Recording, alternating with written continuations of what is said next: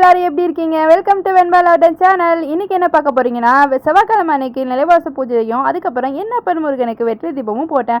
அதை உங்ககிட்ட ஷேர் பண்ணுற வீடியோ தான் இந்த வீடியோ. என் வீடியோக்கு தொடர்ந்து சப்போர்ட் பண்ணுறவங்க எல்லாருக்கும் பெரிய பெரிய தேங்க்ஸ். அதே மாதிரி இப்போ புதுசாக பார்க்குறவங்களுக்கு பெரிய பெரிய தேங்க்ஸ் சொல்லிக்கிறேன். என்னோட வீடியோ தொடர்ந்து பாருங்கள், சப்போர்ட் பண்ணுங்கள். உங்களோட சப்போர்ட்னால தான் என்னால் மேன்மேலும் வளர முடியும். இன்றைக்கி என்ன பார்க்க போகிறீங்கன்னா, செவ்வாய்க்கிழமை அன்னைக்கு நார்மலாக வெள்ளிக்கிழமை தான் நிலைவாசல் பூஜை பண்ணுவேன். அன்றைக்கி லாஸ்ட் வீக் என்னால் பண்ண முடியல. சரி 2 வாரம் ஆயிடுச்சு பண்ணாமல் விட்டால் நல்லா இருக்காதே அப்படின்னு சொல்லிட்டு செவ்வாய்க்கிழமை பண்ணிடலாம் அப்படின்னு சொல்லிட்டு நிலைவாசல் பூஜை பண்ணுறதுக்கு முன்னாடி வீடெல்லாம் க்ளீன் பண்ணிவிட்டு ஃபுல்லாக மாப்பெலாம் போட்டு அதுக்கப்புறம் தான் நான் பூஜை வேலையை செய்ய ஆரம்பிப்பேன். மாப்பு மட்டும் என்ன பண்ணுவேன்னா திங்கக்கிழமை நைட்டே போட்டுட்டேன். அதுக்கப்புறம் பூஜைக்கு முன்னாடி ஓர டைமில் வேலை செய்யலாம் அப்படின்னு. நார்மலாக ஓர டைம் செவ்வாய்க்கிழமை 3 டைமில் வரும். நான் எப்போவுமே மதியானம் 1 to 2 டைமில் விளக்கு போடுவேன். சரி இந்த டைமில் என்ன பண்ணேன்னா 1 to 2 டைமில் நிலைவாச பூஜையை பண்ணிவிட்டு நைட்டு 8 to 9 வெற்றிலை தீபம் போடலான்னு சொல்லிட்டு வேலையை ஸ்டார்ட் பண்ணிட்டேன். அதுக்கு எப்பவும் போல் வீடெல்லாம் க்ளீன் பண்ணுறதுக்கு எல்லா வேலையும் ஒவ்வொரு வேலையாக முடிக்க ஆரம்பிச்சிட்டேன். ஃபஸ்ட்டு வீடை க்ளீன் பண்ணால் தான் நமக்கு பூஜை பண்ணுற வேலையை நமக்கு ஸ்டார்ட் பண்ண பிடிக்கும். அதனால் 1 to 2 டைமுக்குள்ளே வீடெல்லாம் க்ளீன் பண்ணி ஓர டைமில் விளக்கெல்லாம் ஏற்றத்துக்கான ப்ராசஸ்லாம் செய்ய ஆரம்பிச்சிட்டேன். எந்த ஒரு விஷயம் செய்கிறோன்னாலும் நிறைவாக மனசு எந்த ஒரு கஷ்டமும் இல்லாமல் நிறைவாக மனசார செய்யும் போது அந்த விஷயத்தில் நமக்கு சந்தோஷமும் கிடைக்கும், வெற்றியும் கிடைக்கும், நம்பிக்கையும் நமக்கு உருவாகும். அதே போல் தான் இன்றைக்கி எப்பவும் போல் நம்ம முருகனுக்கு வெற்றிலை தீபம் போடணும்னு சொல்லிட்டு ஒவ்வொரு வாரமும் கணக்கு இல்லாமல் முருகனுக்கு நான் செய்கிற ஒரு விஷயம் அப்படின்னா அது வெற்றிலை தீபம் தான். செவ்வாய்க்கிழமை அந்த ஓர டைமில் அதை போட்டால் தான் எனக்கு ஒரு நிம்மதி கிடைக்கும். அது போடலை அப்படின்னா நமக்கு ஒரு மனசு கஷ்டமாக இருக்கும். ஒரு சில டைமில் ஏதாவது வேலை இருக்கும் அப்படின்னு சொல்லிட்டு விட்டுலாமா அப்படின்னு ஒரு சில டைமில் தோணும். ஆனால் முருகர் என்னை அந்த மாதிரி விடவே மாட்டார். எப்படி இருந்தாலும் நீ வெற்றிலை தீபம் போடுறதுக்கான வழியை எனக்கு காட்டிடுவார். ஏதாவது தடங்கள் வரும், போட முடியாது அப்படிங்கிற மாதிரி. சம்டைம்ஸ் பூ இருக்காது, சம்டைம்ஸ் அந்த டைமில் வெளியில் போயிருப்போம். எந்த ஒரு அந்த டைமில் நமக்கு மனசாலையும் சரி ஹெல்த் வைஸ் ஏதாவது ப்ராப்ளம் இருக்கும். எல்லாத்தையுமே நம்ம வெளியே அந்த பூஜை செய்கிறதுக்கான மனசு நமக்கு தாராளமாக எனக்கு முருகர் எப்போவுமே கொடுப்பாரு. அதுபோல் இன்றைக்கி அந்த பூஜையை பண்ணணும்னு சொல்லிட்டு ஒவ்வொரு வேலையும் செய்ய ஆரம்பித்தேன். ஏன்னா வெள்ளிக்கிழமை ஊருக்கு போகிற வேலை அந்த மாதிரி கொஞ்சம் பர்சனல் வேலையாக வெளியில் போகிற வேலையெல்லாம் இருந்துச்சு. சரி இந்த வாரமும் வெள்ளிக்கிழமை போயிட்டா போன வாரம் வெள்ளிக்கிழமையும் செய்யலை, இந்த வாரமும் செய்யலை, 2 வாரமாக தொடர்ந்து செய்ய முடியாமல் போயிடும் அப்படிங்கிறனால செவ்வாய்க்கிழமை செஞ்சு முடிச்சிடலாம் அப்படிங்கிறனால இந்த வாரம் செவ்வாய்க்கிழமை இந்த வேலையை செய்ய ஆரம்பித்தேன். நாமளாக நிலைவாசல் பூஜை செவ்வாய் வெள்ளி இந்த 2 நாளில் நம்ம வாரம் செஞ்சால் ரொம்பவே நல்லது.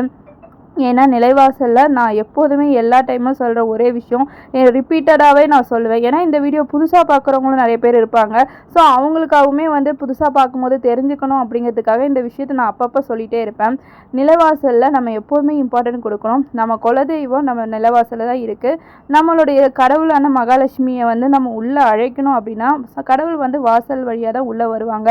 அந்த வாசல்லேருந்து உள்ளே வரும்போது மகாலட்சுமிக்கான உகந்த மஞ்சள் குங்குமம்லாம் வச்சு அவங்களுக்கு விளக்கெல்லாம் ஏற்றி நம்ம சாம்பிராணிலாம் காட்டி விளக்கேற்றி எல்லாமே நம்ம செய்யும் போது மகாலட்சுமி நம்ம வீட்லேயே வாசம் செய்வாங்க அப்படின்னு சொல்லுவாங்க.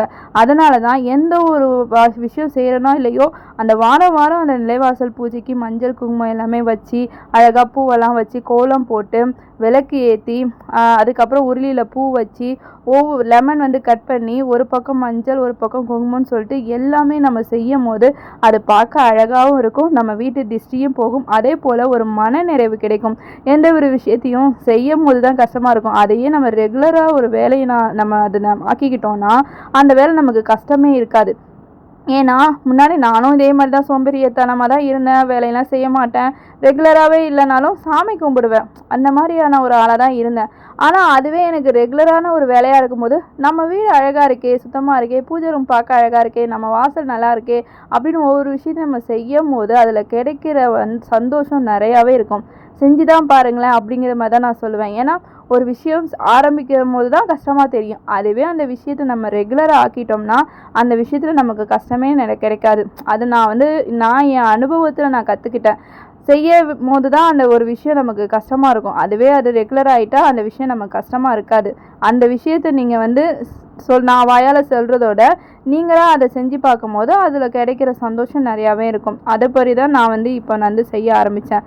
ஒவ்வொரு விஷயமும் செய்யும் போதும் எதுக்கு செய்கிறோம், எதனால் செய்கிறோம், இந்த விஷயத்தினால என்ன நல்லது அப்படின்னு நம்ம செய்யும் போது அது மற்றவங்களுக்கு தெரியணும் அப்படிங்கிறதுக்காக தான் ஒவ்வொரு முறையும் நான் செய்யும் போது அதுக்கான பலன் என்ன, அதில் என்ன இருக்குது அப்படிங்கிறத நான் ஒவ்வொரு வீடியோலையும் நான் சொல்லிகிட்டு இருப்பேன்.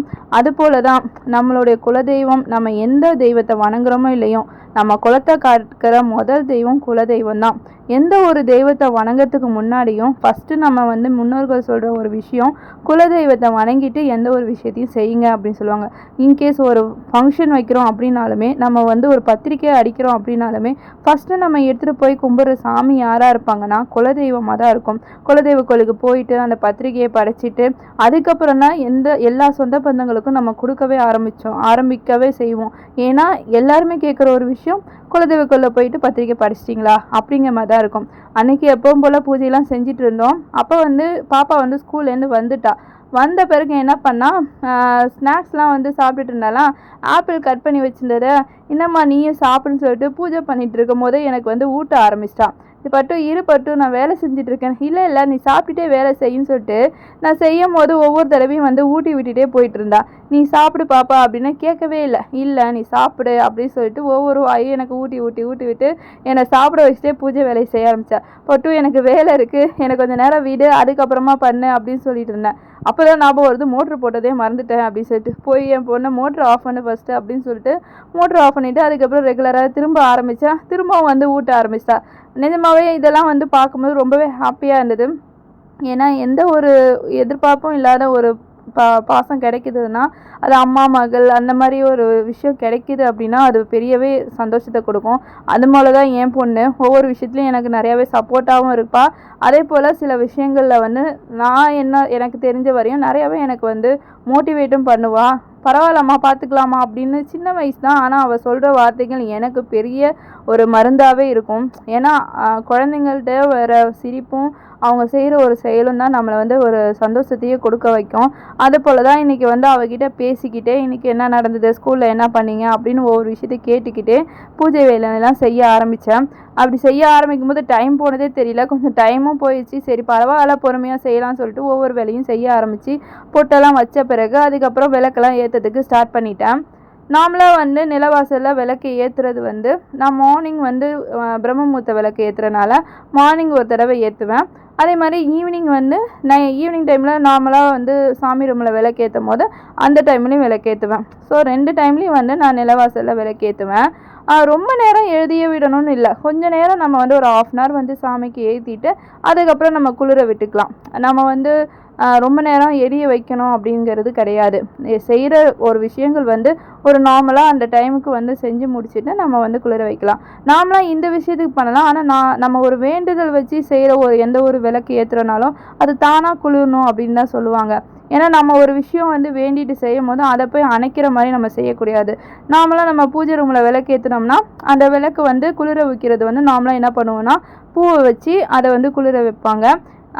நம்மளாம் கையை வச்சோ வாயை வச்சு ஊதியோ அந்த மாதிரிலாம் விளக்கை குளிர வைக்கக்கூடாது. அதை விளக்கை அணைக்கிறதுன்னு கூட சொல்லவே கூடாது.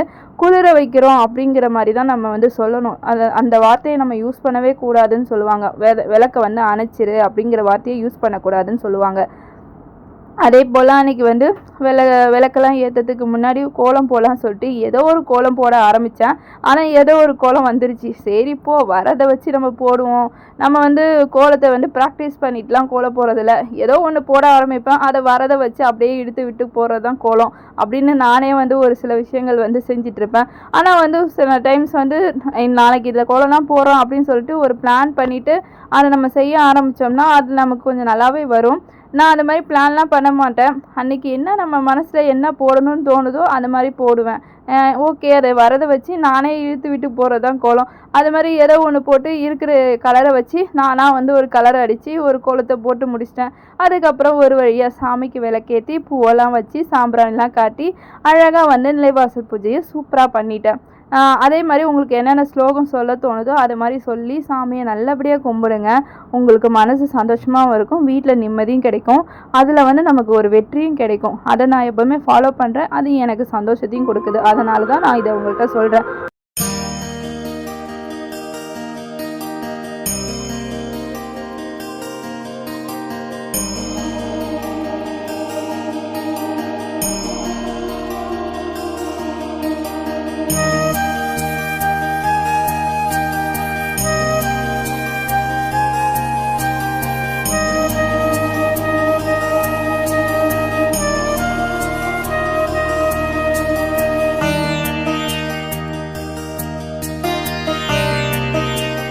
அதுக்கப்புறம் நைட்டு ஓர டைம் 8 to 9 எப்பவும் போல் பூஜை ரூமில் வந்து விளக்கேற்றுறதுக்கு பூஜையில் வந்து ஆல்ரெடி நான் வந்து பூஜை மார்னிங் வந்து பூ வச்சனால அந்த பூவெல்லாம் எதுவுமே மாற்றலை.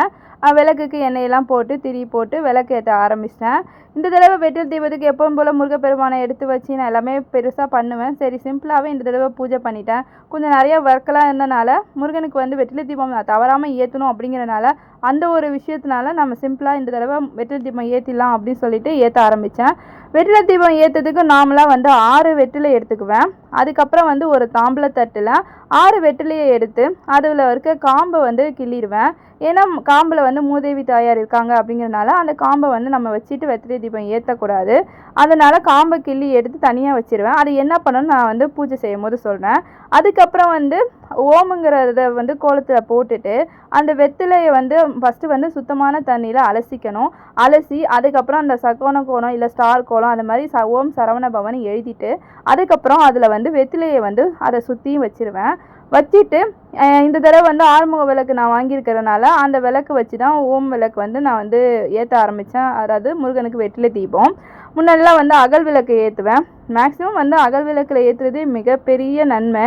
அதே போல் வந்து விளக்கு வந்து எண்ணெயில் ஏற்றுறோட நெய்யில் தீபம் ஏற்றும் போது அது இன்னமும் பலன் வந்து நிறையாவே கிடைக்கும்னு சொல்லுவாங்க. அதனால ஒரு நாளைக்கு ஏதாவது நம்மளால் முடிஞ்ச அளவுக்கு ஒரு வெற்றிலை தீபத்துக்கு இல்லை ஒரு விளக்குலையாவது நம்ம வந்து நெய் ஊற்றி விளக்கேற்றுறது ரொம்பவே நல்லது. அதுபோல் இன்றைக்கி வெற்றிலை தீபத்துக்கு விளக்கெல்லாம் வச்சுட்டு அது மேலே ஓம் விளக்கு வச்சு அதில் மஞ்சள் குங்குமம் போட்டு வச்ச பிறகு விளக்கேற்றத்துக்கான ப்ராசஸ் ஸ்டார்ட் பண்ணிட்டேன். அதுக்கு வந்து ஃபஸ்ட்டு நெய் ஊற்றிட்டு திரி வந்து நார்மலாக வந்து நெய்யில் போடும் போது சரியாக எரியாது. அதுக்காக நான் என்ன பண்ணுவேன்னா திரியெல்லாம் ஃபஸ்ட்டு வந்து ஒரு எண்ணெயில் வந்து டிப் பண்ணி எடுத்துக்குவேன். அதுக்கப்புறமா வந்து அந்த திரியை விளக்கில் வைக்கும் போது நல்லா அழகாக எரியும் நின்று. அதே நம்ம வந்து நார்மலாக வந்து நெய்யை ஊற்றிட்டு அதில் வந்து நம்ம திரியை வைக்கும் போது திரி சீக்கிரமாகவே அணைஞ்சி போயிடும். அதனால் நான் எப்போவுமே வந்து திரி வந்து நெய் தீபம் ஏற்றும் போது ஃபஸ்ட்டு வந்து எண்ணெயில் வந்து விளக்கேற்றுற எண்ணெயில் டிப் பண்ணி எடுத்துட்டு அந்த திரியை எடுத்து வந்து நான் வந்து விளக்கேற்ற ஸ்டார்ட் பண்ணுவேன். அப்படி ஏற்றும் போது எண்ணெயில் இருக்க அந்த திரியில் வந்து விளக்கு வந்து நல்லாவே திரி எரியும். இதே நார்மலாக வந்து நம்ம நெய்யில் வந்து வச்சு நம்ம திரி ஏற்றினோம்னா கொஞ்ச நேரத்துலேயே வந்து அந்த நெய் வந்து கெட்டியாக இருக்கிறனால விளக்கில் அதை சீக்கிரமாக அப்சர்வ் பண்ணாதனால விளக்கு வந்து சீக்கிரமாகவே அணைஞ்சிரும். அதுபோல் இன்றைக்கி வந்து விளக்கெல்லாம் ஏற்றி அழகாக வந்து முருகனுக்கு சாம்பிராணிலாம் காட்டி என்னப்பன் முருகனுக்கு கந்தசஷ்டி கவசத்தையும் பாடி முடிச்சிட்டேன். அன்றைக்கி வந்து மார்னிங் வந்து ரொம்ப அவசரமாக செஞ்சதுனால எதுவுமே செய்ய முடியல. சரி நைட்டுக்கு ஈவினிங் வந்து பூஜை பண்ணும் போதாவது நல்லா அழகாக வந்து உட்காந்து நிறைவாக படித்து நம்ம வந்து சாமி கும்பிடணும் அப்படின்னு நினச்சேன். அதே போல் வந்து முருகனுக்கு நான் தீபம் ஏற்றுறேன் அப்படின்னா டிவியில் கந்தசஷ்டி கவசம் ஓடாமல் இருக்காது. டிவியில் கந்தசஷ்டி கவசம் ஓடும். அதே மாதிரி முருகன் பாடல் ஓடிட்டு இருக்கும். அந்த டைமில் தான் நான் வந்து எப்போதுமே கந்தசஷ்டி கவசம் நானும் பாடி முடித்து முருகன்கிட்ட என்னுடைய கஷ்டங்கள் என்னுடைய சந்தோஷம் எல்லாமே வேண்டிக்குவேன். நீ மட்டும் போதுடா முருகா, என் கூட இருடா முருகா, எனக்கு வந்து எந்த ஒரு சூழ்நிலையும் கஷ்டம் வந்தாலும் அதை தாங்குகிற சக்தியை கொடுடா முருகா அப்படின்னு சொல்லி ஒவ்வொரு விஷயத்தையும் வேண்டிக்கிட்டு அதே போல் திணறு பூசும் போது ஒரு ஸ்லோகம் சொல்லுவேன். வந்த வினையும் வருகின்ற வல்வினையும் கந்தன் என்று சொல்லிட கலங்கிடுமே செந்தில் நகர் சேவகா அப்படின்னு எப்போ திருநீர் வச்சாலும் அதை வச்சுட்டு தான் வந்து நான் வந்து திணறு பூசுவேன். அதே போல் வெயில் காலம் அப்படிங்கிறனால செம்மையாக வேர்த்துச்சு. அதை விட நமக்கு வந்து சாமி கும்பிட்றது இன்னும் ஒரு சந்தோஷமாக இருந்தது. அழகாக அவர்கிட்ட வந்து என்னோடய மனக்குறைகள்லாம் கொட்டி தீர்த்துட்டேன். அவரை தவிர நான் யார்கிட்ட புலம்புவேன் அப்படிங்கிற மாதிரி தான். ஏன்னா நம்மளோட சந்தோஷத்தையும் சரி துக்கத்தையும் சரி நான் வந்து இப்போ புலம்புற ஒரே ஜீவன் என்னப்பன் முருகன் மட்டும்தான். அவர்கிட்ட புலம்பி தீர்த்துட்டா எனக்கு கொஞ்சம் மன நிறைவாக இருக்கும். ஏன்னா வந்து அவர்கிட்ட சொல்லாமல் வேறு யார்கிட்ட சொல்லுவேங்கிற ஒரு நிலைமைக்கு நான் வந்து இப்போலாம் வந்து நிறையவே அவரை வந்து வேண்ட ஆரம்பிச்சிட்டேன். அதே போல் இன்றைக்கும் மன நிறைவோட வெற்றிலை தீபம் ஏற்றி சந்தோஷமாக சாமி கும்பிட்டேன். அதே போல் வந்து கொஞ்ச நேரமாவது அவர்கிட்ட உட்காந்து அவரோட ஃபோட்டோ அவரோட சிலையெல்லாம் பார்த்துட்டு கொஞ்சம் நான் வந்து ரிலாக்ஸ் பண்ண ஆரம்பிப்பேன். அது எனக்கு ரொம்பவே ஹாப்பியாக இருக்கும். அது வந்து அவரை பார்த்து ஒரே தான் மனசில் வேண்டிக்குவேன், என் கூட இருப்பா அது போதும்பா அப்படிங்கிற மாதிரி தான். அதுக்கப்புறம் நிலவாசலை வந்து மஞ்சள் குங்குமம் வைக்கிறதுக்கு வந்து லெமனை வந்து கட் பண்ணி ஒரு பக்கம் மஞ்சளும் ஒரு பக்கம் குங்குமம் வச்சு நிலவாசலை வைப்பேன். இதுவும் வந்து ஒரு வகையான கந்திஷ்டியை போக்குங்கிற ஒரு விஷயம்தான். அதனால இதையுமே வந்து செஞ்சு நிலவாசலை வச்சு உருளியில் பூ வச்சு அதெல்லாம் நம்ம செய்யும் போது நம்மளோட கந்திஷ்டி போகும் சொல்லுவாங்க. இந்த வீடியோ வந்து பிடிச்சிருந்தா லைக் பண்ணுங்கள், ஷேர் பண்ணுங்கள், கமெண்ட் பண்ணுங்கள், மறக்காமல் சப்ஸ்கிரைப் பண்ணுங்கள். தொடர்ந்து உங்கள் சப்போர்ட்டை எனக்கு கொடுத்துட்டே இருங்க. உங்கள் சப்போர்ட்னால மட்டும்தான் என்னால் வளர முடியும். ஏன்னா இது நான் ஸ்டார்ட் பண்ணுறது வந்து எனக்காக மட்டும் இல்லை, என்னுடைய லைஃபுக்கு எனக்கு அடுத்த ஸ்டெப்புக்கு போகணுங்கிற ஒரு விஷயமுனால தான் ஸ்டார்ட் பண்ணும் போது. அதை விட நான் எப்போ இந்த பூஜை விஷயம்லாம் செய்யும் போது அதுக்காக தான் பண்ணேன். நெக்ஸ்ட் வீடியோவில் பார்க்கலாம். பாய் பாய்.